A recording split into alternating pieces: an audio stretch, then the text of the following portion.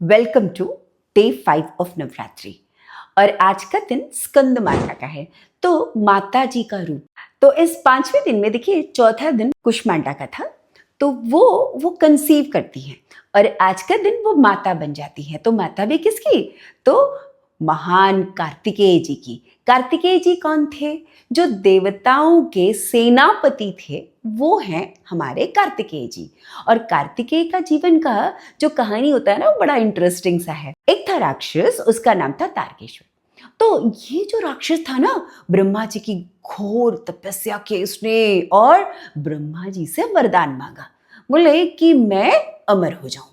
अब ये अमर कैसे होने दे? तो ब्रह्मा जी कहते हैं, भाई कोई इस दुनिया में अमर नहीं होता। आप आए हो इस लोक में, आपकी मृत्यु निश्चित है। तो अब इसने थोड़ी सी चालाकी करी। चालाकी क्या करी? चालाकी उसमें ये करी, उसने बोला कि ठीक है, मैं अगर मेरी मृत्यु हो तो शिवजी के पुत्र के द्वारा हो। क्योंकि उसको अच्छे से पता था, सती के जाने के बाद शिवजी एकदम चले गए वैराग्य में। अब वो शादी करने से तो रहे, तो इनका क्या पुत्र होगा, और मैं तो अमर वैसे भी हो गया। लेकिन नहीं, देवताओं ने सब ने मिल करके पार्वती को पहले कन्विंस किया कि वो दूसरा सती के रूप में तो चली गई थी, अब वापस आई।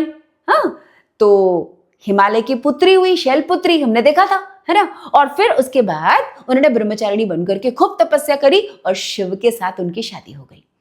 अब शिव और शक्ति, पार्वती हमारी शक्ति और शिव, इन दोनों का जो शक्ति का मिलन से होता है हमारा कुष्मांडा। तो वो तो क्रिएटिविटी, उसकी भी कहानी हमने सुन लिया।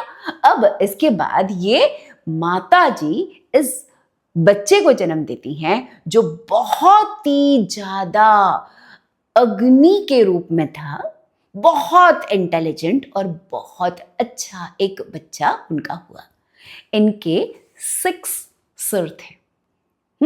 तो इनकी माता बहुत ही प्यारी, बहुत ही अच्छी और बहुत सब कुछ देने वाली, ज्ञान, कंपैशन, है ना, जो माताएं सब कुछ अपने बच्चे को देती है, वैसी वाली माता बनी। इनके 4 हाथ होते हैं। इसमें से एक से वो आशीर्वाद देती हैं, बाकी में कमल होता है, कमंडल होता है, और अपने बच्चे को गोद में लिए रहती हैं। जब भी आप माता स्कंद माता को पूजा करते हैं तो उनके गोद में कार्तिकेय जी विराजमान रहते हैं। तो आपने माता जी का भी पूजा कर लिया और साथ में कार्तिकेय जी का भी पूजा कर लिया। अब कहानी आती है हमारे तारकेश्वर की। तो बड़े होकर के जो हमारे कार्तिकेय हैं, भगवान जी के, देवताओं के आर्मी के चीफ बनते हैं। जो तारकासुर होता है ना, तो तारकासुर का वो युद्ध में जीतकर उसका अंत करते हैं। ठीक है, उनके साथ साथ एक और कहानी बहुत ही प्रचलित है, वो है हमारे ओम की कहानी। देखिए, ओम स्वर होता है। तो जब कार्तिकेय जी छोटे से थे ना, तो ये बोला जाता था कि भाई कि ब्रह्मा जी इनके गुरु होंगे। बन गए गुरु। लेकिन पहले ही दिन बच्चे का सवाल ये था कि आप मुझे ओम का मीनिंग बताइए। तो ब्रह्मा जी एक्सप्लेन करने लगे। तो लेकिन ये बच्चा तो कन्विंस ही नहीं।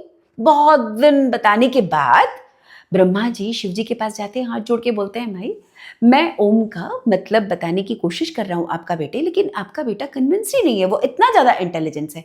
भगवान जी आप ही समझा दीजिए ओम का मतलब इसे।